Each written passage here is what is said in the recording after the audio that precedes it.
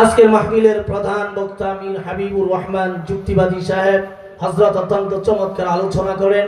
এখনো যে সমস্ত ভাইয়েরা আপনারা বসা রয়েছেন, বাইরে ঘোরাফেরা করতেছেন, আমি আপনাদের দৃষ্টি আকর্ষণ করে বলি, এই মাহফিলের সৌন্দর্য রক্ষার্থে আমরা অতি তাড়াতাড়ি প্যান্ডেলের নিচে এসে বসে পড়ি। সম্মানিত উপস্থিতি, পরিমাণ মানুষ আমরা এখানে বসেছি। আচ্ছা, আমি একটা প্রশ্ন করি আপনাদেরকে, যদি বলা হতো এখানে একটা গান বাজনার আয়োজন করা হইতো, যে পরিমাণ মানুষ, এর চাইতে কি 14 গুণ বেশি হইল নইলে?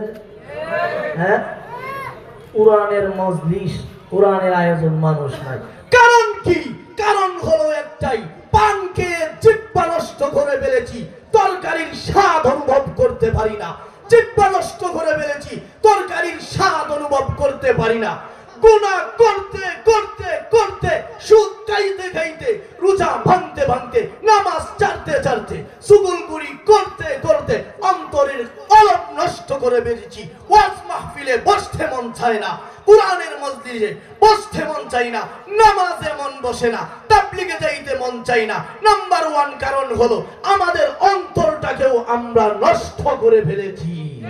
সম্মানিত উপস্থিতি, এই যে কোরআনের মজলিসের আয়োজন হয়েছে, গত কিছুদিন আগেও আমরা দেখেছি, এই কোরআনের মজলিসগুলোর আয়োজন করতে গেলে থানা থেকে পারমিশন নিতে হতো। এরপরেও যে কত রকমের টাল বাহানা করা হতো।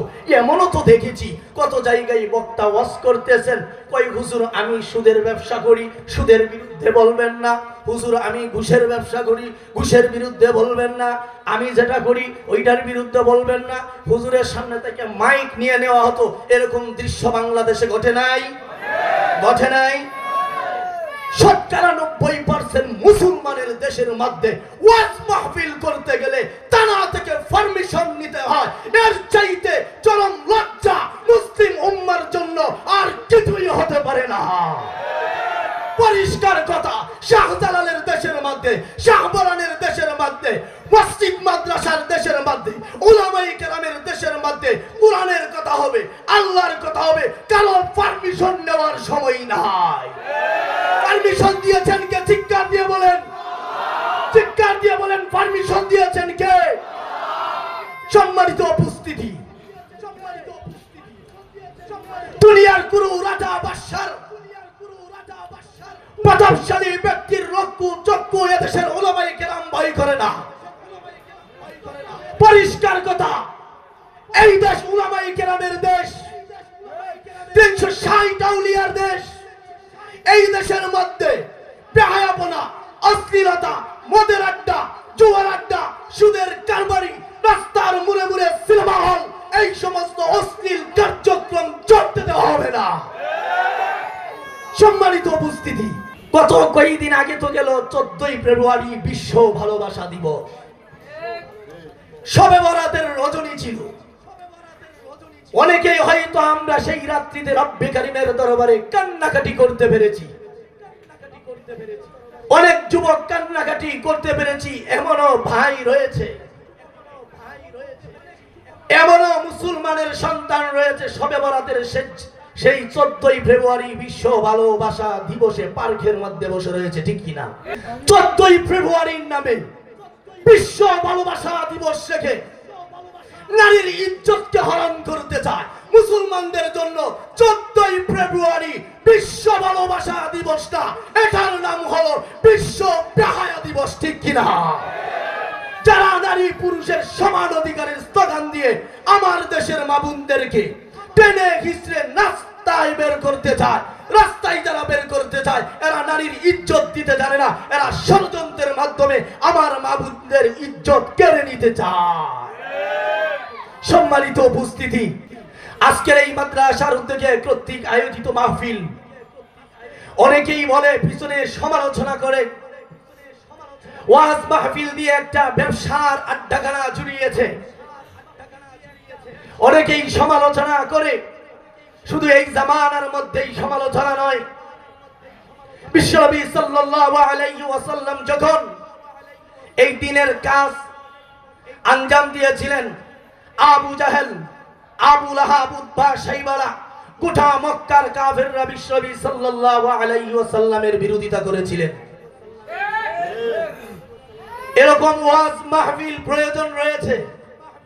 বাংলাদেশ থেকে যখন এই মাদ্রাসাগুলো যখন বন্ধ হয়ে যাবে, যদি কারণবশত বন্ধ হয়ে যায়, আর এই ওয়াজ মাহফিলগুলো যদি বন্ধ হয়ে যায়, খোদার কসম বাংলাদেশের মধ্যে ইসলামের নাম নিশানাও থাকবে না। এই মাদ্রাসাগুলো বন্ধ করার জন্য বহু ষড়যন্ত্র চলেছে, আমরা দেখেছি। আমি যখন রাসপুলবাড়িয়া সাভার ঢাকায় সেই মাদ্রাসায় পড়ি, নাহবে মীর জামাত হঠাৎ করে থানা থেকে ওসি সাহেব এসে বড় হুজুরের কাছে এসে বলে, হুজুর আপনার মাদ্রাসায় নাকি অনেক অস্ত্র ভান্ডার আছে। বলা আছে অস্ত্র, কুরবানির ছুরি আছে। না, এর চাইতে আরো বড় অস্ত্র আছে, জঙ্গির ট্রেনিং দেওয়া হবে। সমস্ত মাদ্রাসা তল্লাশি করলো। এরপর যখন হুজুর নির্দিষ্ট কুরবানির কালেকশনের যেই ছুরিগুলো মাদ্রাসায় থাকতো ওই রুমে নিয়ে গেল, সারা মাদ্রাসা তল্লাশি কইরা কোনো কিছু পাইল না। অবশেষে হুজুরের কাছে মাপ চাইয়া গেছে। কোনো সময় তো এরকম স্লোগানও দেওয়া হয়েছে, কওমি মাদ্রাসার মধ্যে জঙ্গিবাদ তৈরি হয়, কওমি মাদ্রাসা থেকে অগ্রবাদ তৈরি হয়, কওমি মাদ্রাসা থেকে দেশদ্রোহী তৈরি হয়। আমি আপনাদের কাছে প্রশ্ন রাখতে চাই, কওমি মাদ্রাসা থেকে কি অগ্রবাদী তৈরি হয়? কওমি মাদ্রাসা থেকে কি জঙ্গিবাদ তৈরি হয়? কওমি মাদ্রাসা থেকে জঙ্গিবাদ, অগ্রবাদ, মৌলবাদ, দেশদ্রোহী তৈরি হয় না। এই কওমি মাদারিসগুলো থেকে দেশের প্রতি বছর এরকম মাদ্রাসাগুলো থেকে কোরআনের অগণিত সৈনিক বের হয়। যখন ষড়যন্ত্রকারীরা ঈমান এবং কুফর, যখন সাধারণ মুসলমানের ঈমানকে ষড়যন্ত্র করে দেওয়ার জন্য চেষ্টা করে, যখন আমার দেশের বিরুদ্ধে কথা বলে, যখন সম্মানিত উপস্থিতি, যখন আমার দেশের বিরুদ্ধে কথা বলে, আমার সার্বভৌমত্ব নিয়ে কথা বলে, আমার মানচিত্রের বিরুদ্ধে কথা বলে, সর্বপ্রথম উলামায়ে কেরাম এই দেশের পক্ষে হয়ে সর্বপ্রথম জিহাদ ঘোষণা করে, ঠিক কিনা? সম্মানিত উপস্থিতি, বলেন তো হায়াতের মালিক কে? মৌতের মালিক কে? রিজিকের মালিক কে?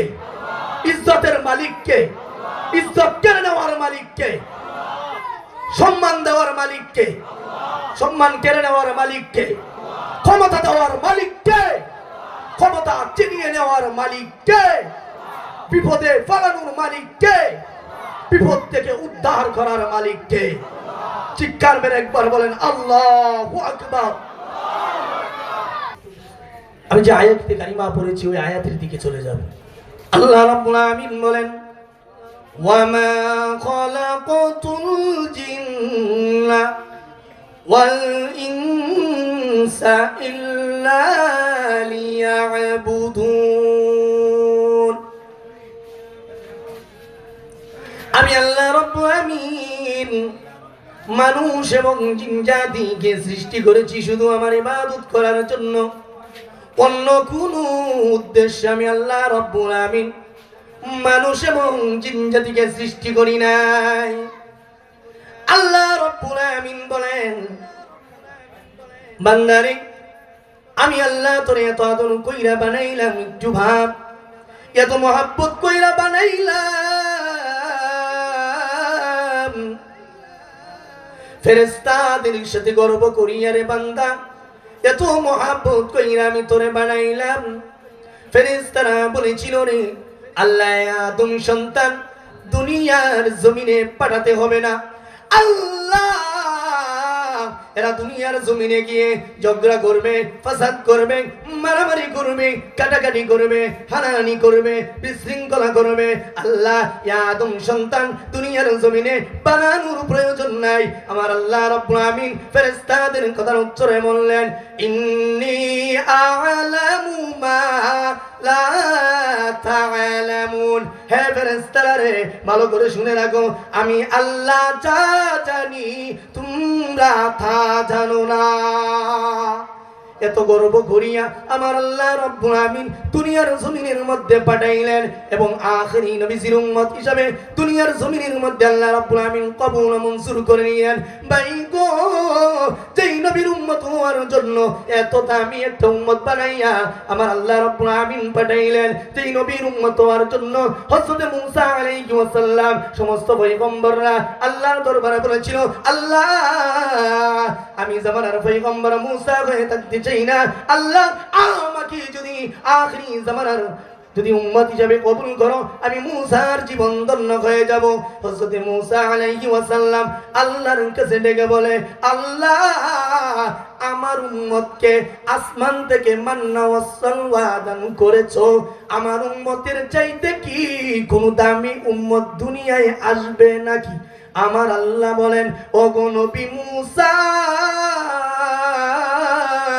আমি আল্লাহ রাব্বুল আমিন দুনিয়ার জমিনের মধ্যে যত খায়ানাত সৃষ্টি করেছি, যত মাখলুকাত সৃষ্টি করেছি, সমস্ত মাখলুকের তুলনায় আমি আল্লাহ রাব্বুল আমিন যত বেশি শ্রেষ্ঠ।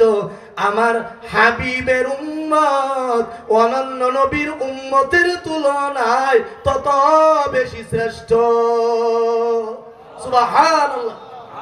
মূসা আলাইহিস সালাম এবার আল্লাহকে ডেকে বলেন, আল্লাহ তাহলে আমাকে ওই নবীর উম্মত হিসাবে কবুল করে নাও। আমার আল্লাহ ডেকে বলেন, নবী মূসা রে, না না না, ওই নবীর উম্মত হিসাবে তোমাকে কবুল করা যাবে না। পয়গম্বরের দায়িত্ব দিয়ে পাঠাইলাম নবী মূসা, পয়গম্বরের দায়িত্ব দিয়ে পাঠাইলাম নবী মূসা, তুমি পয়গম্বরের দায়িত্ব পালন করো।